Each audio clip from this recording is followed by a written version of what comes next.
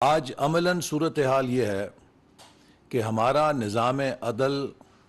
Collapse करता हुआ नज़र आ रहा है। अदालतें, मैं किसी मजिस्ट्रेट की अदालत की बात नहीं कर रहा, मैं किसी सिविल जज की अदालत की बात नहीं कर रहा, जो अदालत उज़्मा और अदालत आलिया हैं पाकिस्तान की, वो भी इस शख्स के आगे न सिर्फ बेबस नज़र आती हैं, बल्कि ये शख्स अपने दबाव के ज़रिए इन अदालतों से अपने पसंद के फ़ैसले लेता हुआ नज़र आ रहा है। मैं समझता हूँ कि अब पाकिस्तान के हर वकील को अपने मौक्कल, अपने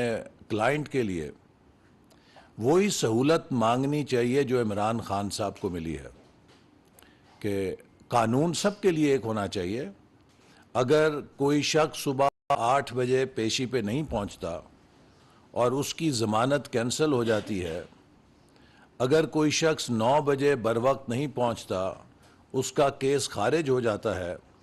चाहे उसका वकील ये कहे कि वो मौक्कल मेरा घर से रवाना हो चुका है, तो जनाब जज साहब बराए मेहरबानी इंतज़ार फरमाइए। अदालत को रात 8 बजे तक खुला रहना चाहिए हर पाकिस्तानी शहरी के लिए जो किसी वजह से वक्त के ऊपर नहीं पहुंच सकता। अब वक्त पे मौजूद ना होने की वजह से अगर किसी साइल का केस मुस्तरद होता है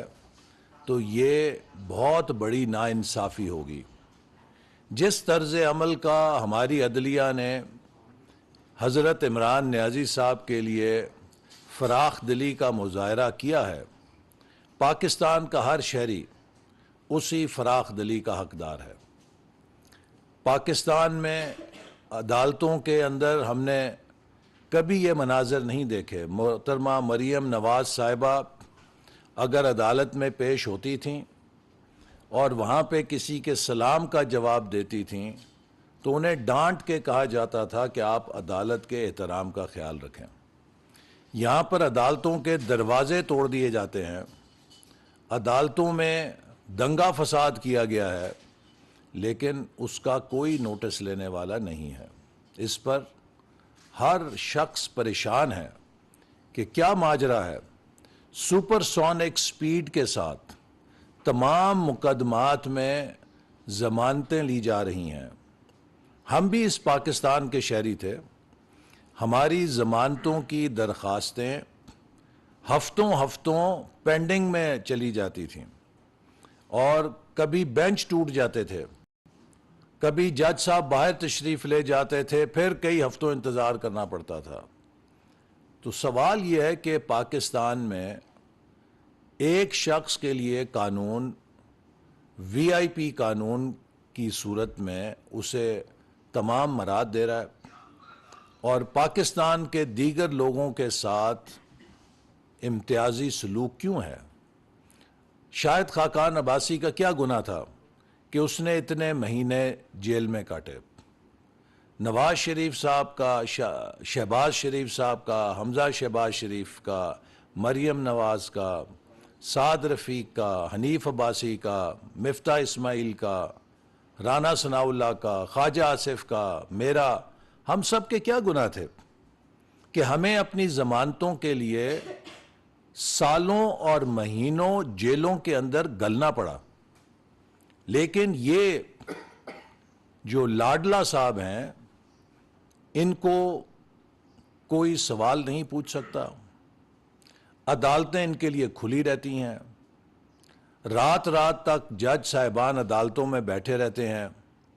और फिर भी ये लाडला अदालत में पेश ना हो तो अदालत उसकी गाड़ी के पास पहुंच जाती है कि जनाब मेहरबानी फरमाइए, हाज़िरी लगा दीजिए, हम आपके बड़े मशकूर होंगे। आज पाकिस्तान में एक तमाशा बना हुआ है, रियासत इस तमाशे की मुतहम्मल नहीं हो सकती और अब जो एविडेंस आ रहा है, जो सबूत आ रहा है, उसमें कोई गुंजाइश नहीं रह गई कि इस बात को ना माना जाए कि एक मुनज़्ज़म तरीके से इमरान नियाज़ी ने बलवा करवाया और बलवाइयों की आड़ में खुद को अदालत से बचाया या अदालत में पेशी से फरार हासिल किया। पेशावर लोग जो दहशत गर्दी का तजुर्बा रखते हैं, जो कानून के इदारों से लड़ने का तजुर्बा रखते हैं, उन्हें लाया गया और उनके ज़रिए निहत्ती लॉ इन्फोर्समेंट एजेंसीज को पिटवाया गया। उन पर पेट्रोल बॉम्ब्स फेंके गए, उनके ऊपर तशद्दुद किया गया, जबकि वो सिर्फ निहत्ते वहाँ पर अदालती अहकामात की कंप्लाइंस करने आए थे। मैं एक सवाल हर उस शख्स से करना चाहता हूँ जो आज तहरीक इंसाफ का हमायती है कि ठंडे दिल और दिमाग से ज़रूर सोचे कि क्या वजह है कि जब भी पाकिस्तान की गाड़ी चलने लगती है, जब भी पाकिस्तान इक्तसादी तरक्की की तरफ चलने लगता है, इमरान खान नियाज़ी साहब मुल्क के अंदर लाकानूनियत, सियासी अदम इस्तेहकाम और एजिटेशन क्यों पैदा कर देते हैं? अगर इमरान खान साहब की हिस्ट्री देखी जाए तो पहली दफ़ा जब ये 2002 में कौमी असम्बली के अंदर आए तो उस वक्त भी अपना किरदार अदा करने की बजाय इस्तीफ़ा दे के बाहर हो गए। उस वक्त भी ये पब्लिक अकाउंट्स कमेटी के मेंबर थे, कश्मीर कमेटी के मेंबर थे। कश्मीर कमेटी और पब्लिक अकाउंट्स कमेटी की हाज़िरियों का रिकॉर्ड चेक किया जाए तो पता लगेगा कि खान साहब ने कभी कोई इजलास में शिरकत नहीं की। आज कश्मीर के बड़े चैम्पियन बनते हैं, अगरचे इन्होंने अपने दौर में कश्मीर को सरेंडर किया है। जब ये कश्मीर कमेटी के मेंबर थे तो कभी कश्मीर कमेटी के इजलास में शरीक होना अपनी इज्जत नहीं समझते थे और उससे गैर हाजिर रहते थे। एहतसाब के चैम्पियन बनते हैं, पब्लिक अकाउंट्स कमेटी के अंदर कभी आकर एहतसाब के अमल में हिस्सा नहीं लिया था, क्योंकि उस वक्त जनरल मुशर्रफ की हुकूमत थी। तो जनरल मुशर्रफ की हुकूमत का एहतसाब इमरान खान साहब के लिए भारी था, तो लिहाजा पब्लिक अकाउंट्स कमेटी में शरीक नहीं होते थे और ख़ुद को पार्लिमानी सियासत का चैम्पियन कहने वाला शख्स इस्तीफ़ा दे के बाहर हो गया। फिर अगले इलेक्शन में इन्होंने शिरकत नहीं की। 2013 में जब ये आए, असेंबलियों में आए, तो फिर इस्तीफे दे के निकल गए और मिन्नतें करते रहे कि हमारे इस्तीफे कबूल ना किए जाएं, और फिर उसी पार्लियामेंट के ऊपर हमलावर हुए। दुनिया में जदीद तारीख में एक सदर ट्रंप के हमायतियों की कैपिटल हिल अमेरिका की जो कांग्रेस है उस पर हमला करने की तारीख है, और पाकिस्तान के अंदर एक अजीम जमहूरी रहनुमा इमरान खान नियाज़ी साहब के हाथों पार्लियामेंट को तहस नहस किया गया, उस पर हमला किया गया। कदीम थोड़ी तारीख में पिछली सदी में ये मिसाल हिटलर की मिलती है कि हिटलर ने एक साजिश के ज़रिए जर्मनी की पार्लियामेंट को आग लगवाई थी। तो ये फैशिस्ट रवैये जिनका इमरान नियाज़ी साहब ने 2013 और 18 के दरमियान मुजाहरा किया, धरना नाकाम हुआ। उसके बाद खैबर पख्तूनख्वा की पूरी सूबाई इंतज़ामिया को बरूए कार ला के दोबारा दारुल खिलाफे पे हमला करने की कोशिश की। ये सब चीज़ें रिकॉर्ड का हिस्सा हैं। और उन 5 सालों में कोई मुस्बत काम करने की बजाय, ऑपोजिशन के अंदर बैठ के कोई तामीरी काम करने की बजाय, मुसलसल उन 5 सालों में इमरान नियाज़ी साहब धरने देते रहे, फसाद फैलाते रहे, हत्ता ये कि पाकिस्तान में चीन के सदर के दौरे को भी सबोताज करने के मुर्तकब हुए। हमारा दोस्त मुल्क नहायत ख्वाहिश रखता था कि भारत के दौरे से पहले चीन के सदर पाकिस्तान का दौरा करके जाएं, लेकिन इमरान खान ने मजबूर किया कि वो पाकिस्तान का दौरा मनसूख करें और भारत बराह रास्त चले जाएं। इसी तरह 2018 के इलेक्शन में एक साजिश के जरिए, एक धांधली के जरिए आज एक अंधे शख्स को भी मालूम हो गया है कि आरटीएस सिस्टम को बिठाकर रात रात ऑपरेशन करके जिन हलकों से मुस्लिम लीग नून के उम्मीदवार जीत रहे थे वहां पर डबल स्टैंपिंग करके उन उम्मीदवारों को हरवाया गया। इमरान खान साहब को तश्तरी के ऊपर सीटें धांधली से जितवा कर हुकूमत पेश की गई और फिर पंजाब, जहां पर मुस्लिम लीग नून को मैंडेट मिला था, इमरान साहब की जिद थी कि मैंने मरकज में हुकूमत नहीं लेनी, मुझे पंजाब की भी हुकूमत दो। तो पंजाब में भी ज़बरदस्ती जो आज़ाद उम्मीदवार मुस्लिम लीग नून में शामिल हो रहे थे उन्हें बनी गाला पहुंचाकर इमरान खान साहब को पंजाब की हुकूमत भी हुई। इसके बाद मुसलसल 2018 से इमरान खान साहब ने पार्लियामेंट को नज़रअंदाज किया, पार्लियामेंट को बुलडोज किया और उसी ताकत के साथ जिस ताकत ने उन्हें धांधली से इलेक्शन जिताए थे, उन्होंने पार्लियामेंट को भी चलाया, अपने हलीफों को दबाव के जरिए अपने साथ रखने की कोशिश की। और इसमें खुद वो इतराफ़ कर चुके हैं कि मैं एजेंसीज के जरिए अपने हलीफों को अपने साथ रखता था, मैं एजेंसीज के जरिए पार्लियामेंट में हाजिरी यकीनी बनाया करता था।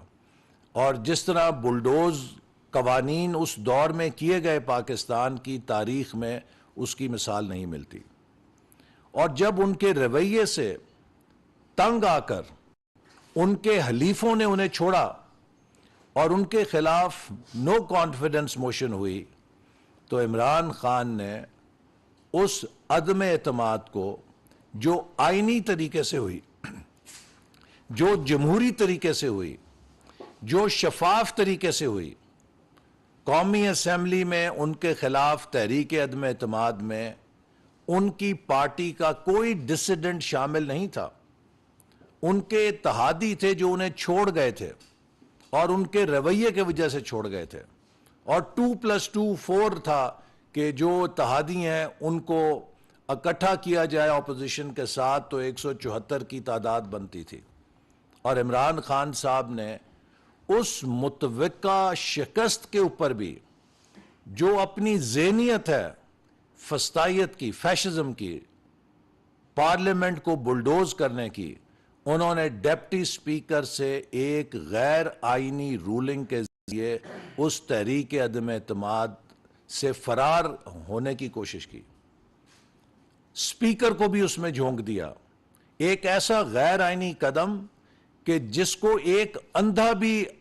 आईनी कबूल नहीं कर सकता, कानून का, आइन का अंधा भी उसे नहीं कबूल कर सकता। नतीजतन वो उस पर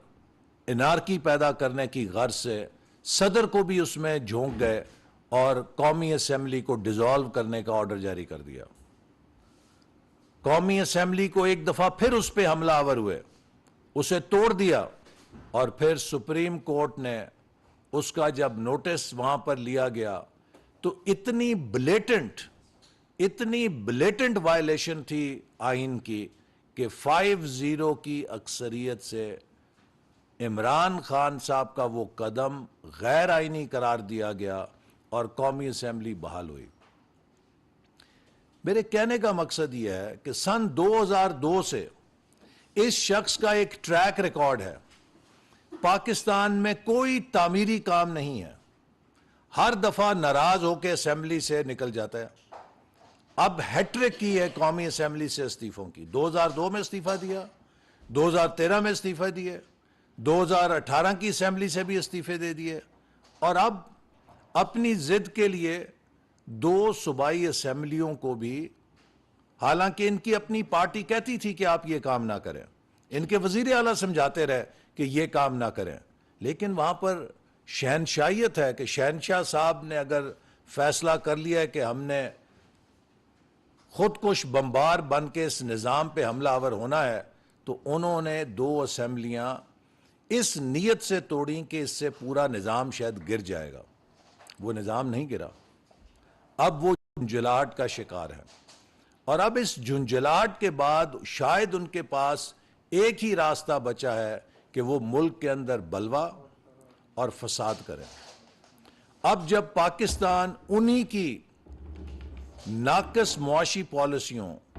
उनकी बर्बादियों की सजा से निकलने की कोशिश कर रहा है, पाकिस्तान इस मुआशी अनसर्टनिटी से निकलने के लिए दुनिया भर के साथ अपने इक्तसादी रवाबित बहाल करने की कोशिश कर रहा है। IMF से हम मुआहदा दोबारा बहाल कर रहे हैं। इससे पहले जब IMF से मुआहदा बहाल हुआ तो इन्होंने खैबर पख्तूनख्वा और पंजाब हुकूमतों से मिलकर कोशिश की कि वो मुआहदा बहाल ना हो।